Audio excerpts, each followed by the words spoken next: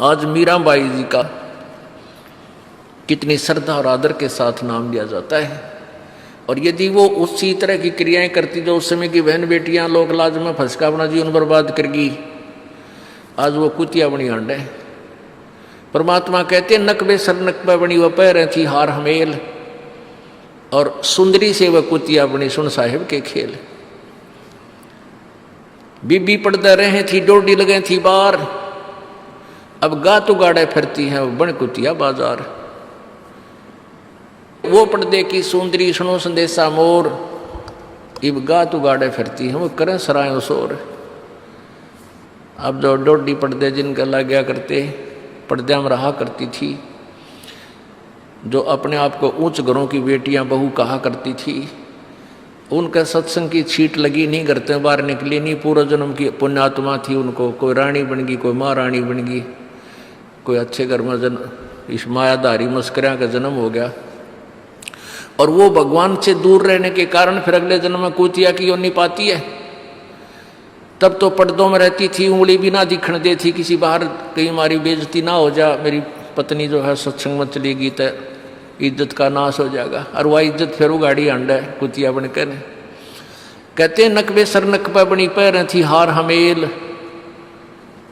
1-1 लाख के गहने पहरा करती, आज वो सुंदरी से कुतिया बनी देख साहिब के खेल।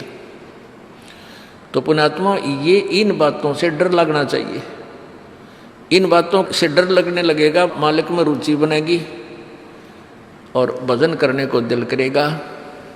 और ये लोग दिखावा जो ड्रामा है, नाचा कूदी, ये बकवाद मन में आवे को नहीं, ये कहने की आवश्यकता नहीं पड़ा। दास ने कैसा मत करियो, हाँ कहना तो पड़ता है एक बार बालक को, कुछ दिनों के बाद फिर आपकी रुचि ना बढ़े।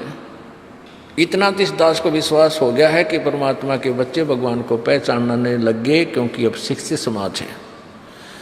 आपको नाम दिया जाता है, नाम देने से पहले सब नियमों से परिचित कराया जाता है। और हमने ये पुस्तक बनाई है भक्ति सौदागर को संदेश, इसके प्रथम अध्याय में ही हमने नियमों का पूरा विस्तार से विवरण दिया है कि कोई भी पुण्यात्मा इस आश्रम की तरफ आएगा तो पहले तैयार होकर आवे। पहले क्या होता था कि भक्तजन समझाते थे नाम ले लो तुम्हारा कल्याण हो जाएगा, बड़े सुख होते हैं, यहाँ आ जाते थे उपदेश लेने। और यहाँ आकर के हम फिर उनको लिस्ट दिखाते थे ये नियम निभाने हैं, तो बात जाते थे कि नहीं हमारा भी ये नियम नहीं नंबर, क्योंकि वो उल्टे रंग में रंगे हुए वो सारे। तो अब उनको पहले ये लिख कर दे दिए कि तुम तैयार होकर आ जाना, तुम्हारा मन मानने तो आना, क्योंकि कल्याण होगा इस मर्यादा में रहने से। तो अब ये दास देख रहा है कि अब कितना डर लगता है बहन बेटी भाइयों को, बच्चों को। अब वो कहीं, क्योंकि समाज हमारा जो है सारा का सारा समाज काल प्रेरित है, उन्हीं क्रियाओं को कर रहा है जो ना करने वाली होती हैं। और हमारा भक्त एक घर में एक व्यक्ति ने नाम ले लिया और 5-6 व्यक्ति वो सारे शास्त्र विरुद्ध साधक हैं, तो उनके साथ संघर्ष बनता है बेचारे का जा करके।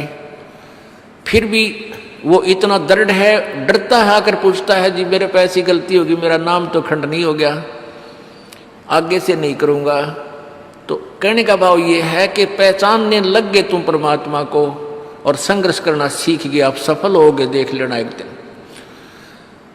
ये नाखून पालिश लगाते हैं, ओठों पर इसी बूंदी शकल बना लेते हैं, लाल वो लगा कर लिपस्टिक, इतना बेहुदी शकल बन जाती है। कहते हैं अब ऐसी मर्यादा बन गई, बहन बेटियां कहते हैं कि हम ऑफिस में जाते हैं तो ये लिपस्टिक वगैरह नहीं लगाते, नेल पेंट नहीं लगाते, तो क्या कहते हैं उस दूसरे कि तुम्हारे घर में कोई मर गया क्या?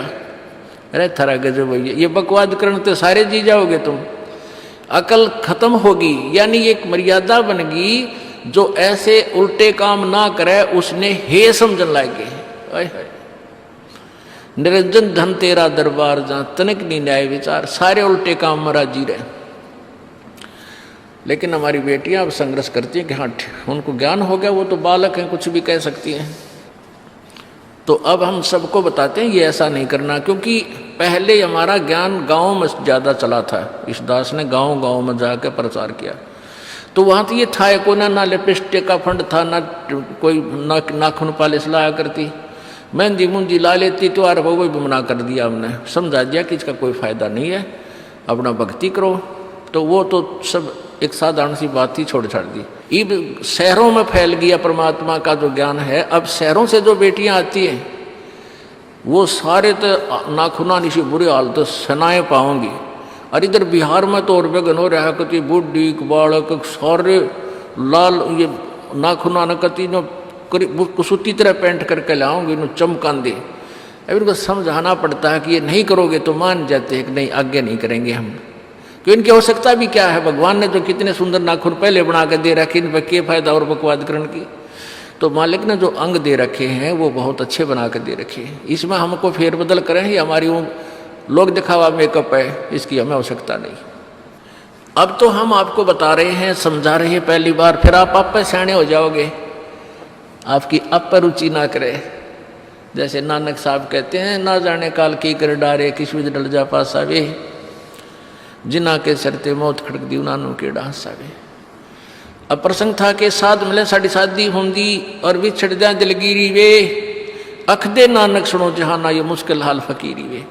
तो नानक साहब क्या बताते थे कि तुम जाते हो यहाँ से सत्संग सुनकर और वहाँ आप ऐसे समाज में जाते हो जो सब काल प्रेरित होकर के वो साधनाएं, वो क्रियाएं, वो ड्रामाबाजी करता है, जिससे मुझे डर लगा रहता है कि कहीं आपकी क्रियाएं भंग ना हो जाएं और आप काल के मुंह में चले जाओ।